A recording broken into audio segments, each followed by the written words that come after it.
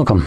In front of me is a CUBOT R19, and today I'll show you how you can enable the Do Not Disturb mode. So to get started, pull down your notification panel, expand it, and look for the toggle, which for me is right over here. Once you find your toggle, you can hold it. This will quickly take you to the settings where you will be able to customize how the mode actually functions. So we have things like behaviors for sounds, vibrations, and notifications, exceptions for calls and messages. We have schedule mode, which will allow you to set it up so it turns on and off automatically.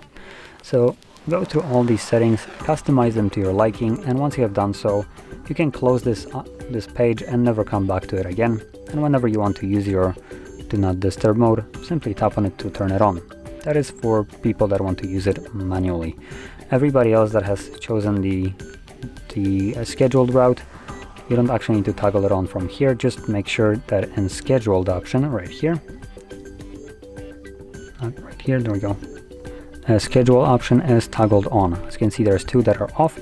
Make sure that whichever one you want to use that you have created is turned on right over here, and from there the phone will turn on and off automatically at the provided time of that setup. So anyway, if you found this very helpful, don't forget to hit like, subscribe, and thanks for watching.